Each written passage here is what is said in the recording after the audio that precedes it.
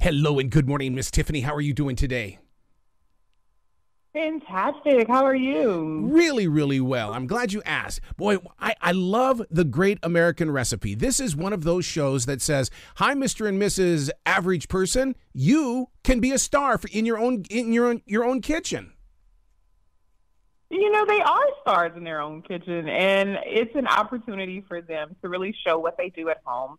And I think it's great because it shows the diversity of different types of food and cuisine in the U.S. And there's no better place to showcase it than the Great American Recipe. I'm so glad you brought that up because I'm from Montana. I now live in Carolina. We do not eat the same food, but I do love both regions. And I also love going to New York City and Los Angeles because of the regional food. Mm-hmm. Yeah, I think it's a great point because it is so diverse. And we have a guy who's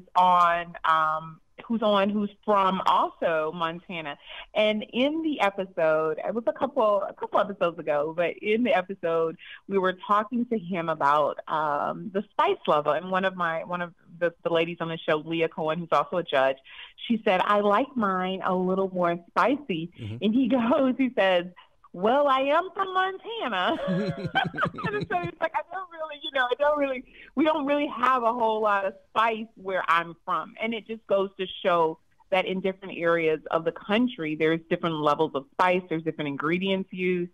And I think that makes it really great. In fact, he was from Minneapolis. That's what he said. He's from Minneapolis. And he's like, "We don't really do spice in Minneapolis, but in my area, my family." So it was really nice because there is different types of cuisines that are present and also different spice levels in different parts of the world. Well, look at barbecued ribs. I mean, you people in Texas, you make them big, but over here in Carolina, we use vinegar. So, I mean, there's a little battle between we southern states. And I won't say which one is the best, but we all know. Yeah, right. Oh, my God. I love it when I'm blessed with the opportunity to talk with a lot of the musicians and stuff like that are traveling the country. And when we get on to barbecues, I'm telling you, it always turns into fighting words is what it does. Oh, yeah. You put a Texas girl and you talk about barbecue. I mean, come on. You were asking for it. One of the things that you've been a tremendous leader at is you stand up for the farm to table lifestyle. You know that is such an important part of our everyday world right now because it keeps our local farmers active and a part of our community. Yeah, I think we really need to be careful with the direction we're going. And I think most people aren't thinking about it. The average farmer age is like 62 years old. Mm-hmm. That means that they're getting older and there's no one else. Their kids are not wanting to step into the field and do that type of work, which is a hard life. Imagine, looking at what the weather is, how much sun is, how much rain every day, figuring out if there's a storm and when to pull and when not. Like, it is just a really hard life that you don't have as much control over, right? And so, we need to be supporting our farmers as much as possible. And I often say, it's what we're supposed to be doing. So, within even my restaurants, I'm not making a huge deal about, we are a farm-to-table restaurant, because guess what? We should be. We're a restaurant, we serve food, and we should be working with our farmers. But it is so necessary, and I really hope that everyone starts to support local just a little bit more. You're so right about that hard work out there on that farm, because growing up in Billings, Montana, and traveling to Ranchester, Wyoming, we had to irrigate those fields, but we didn't have the big pipes. We didn't have those things that crawl across the fields. We had to get out there with our hands with these quarter circle pipes and learn what the suction of the water was going to be so we could get it down those areas so the corn could get some water. Yeah, it's hard. It is definitely hard work, and not everybody wants to do it. And I think we just need to make sure that the work that they're doing is very much important, and make sure that we continue to support more. You are a continuation when it comes to cooking and things like that, because your grandmother was the one that planted that seed inside your heart. What was one of her greatest cooking tips that you continue to use today? Oh, great question. My grandmother was a very intuitive cook, and like a lot of other recipes from our elders, they didn't write them down. They didn't, measure the way we measure nowadays, right? It might be a scant of salt. You're like, what's a scant, or a pinch of that and a pinch of that.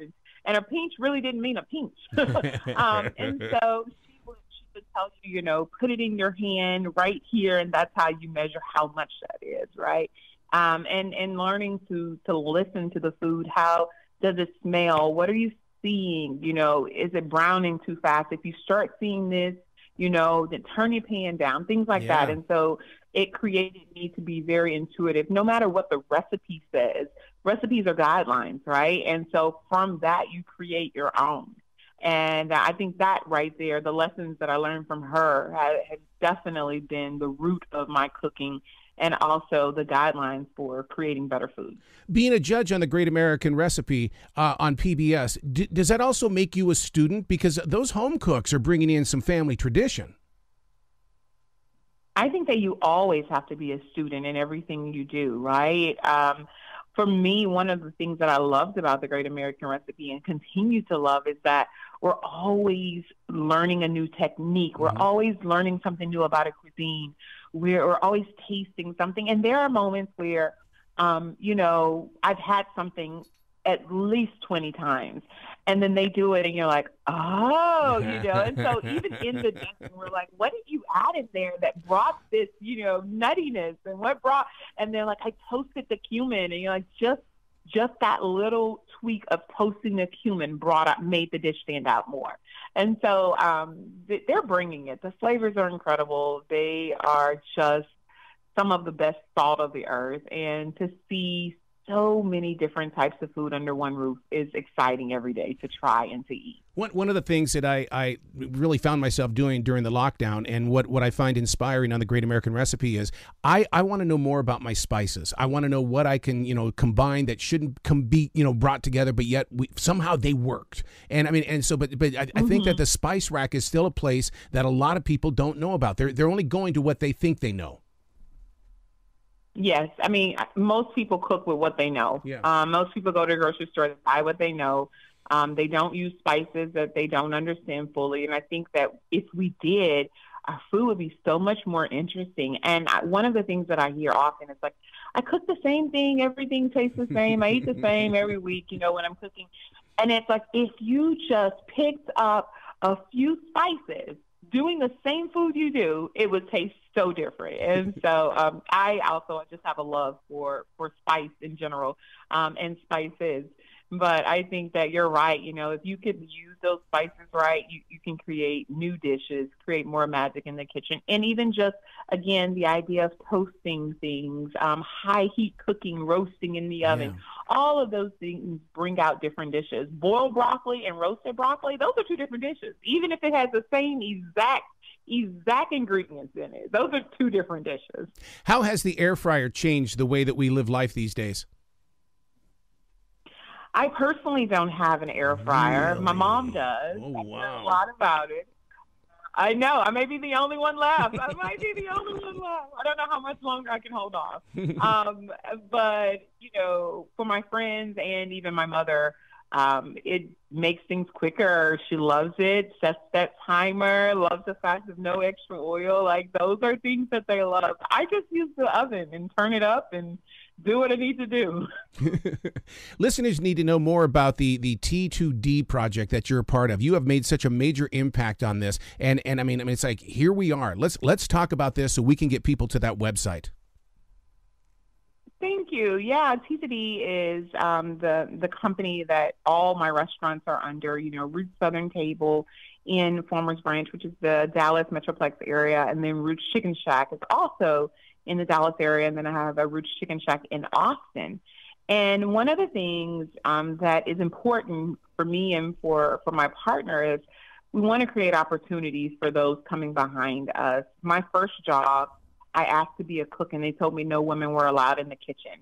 And because of that, I wanted to create a space where not just women, but all people felt comfortable and wanted to be a part of something bigger. and we create space for everyone. It is one of probably the most diverse restaurants I've ever seen, and I love when people come in and they go, "Wow, look at your dining room! Look how diverse that is! Like, that must make you happy." And I'm like, "You have no clue how intentional it is, one, and then how it does make me feel." So within the company, we're definitely trying to shake some things up of, one, how we see the industry, how you create restaurants, how you build concepts, and understanding, the fragility of the restaurant business, and how do you protect yourself a little bit more. And honestly, it's really about mentorship, Yep. Creating those opportunities, but also teaching, because a lot of the new chefs that are coming into the business aren't getting the fundamentals that are necessary in order to make our industry stronger. And so for us, it's being that spotlight. Wow. I'm just so proud of you. Please come back to this show anytime in the future. The door is always going to be open for you, Tiffany. Thank you. Thank you. Will you be brilliant today, okay? I plan on it. You too, buddy.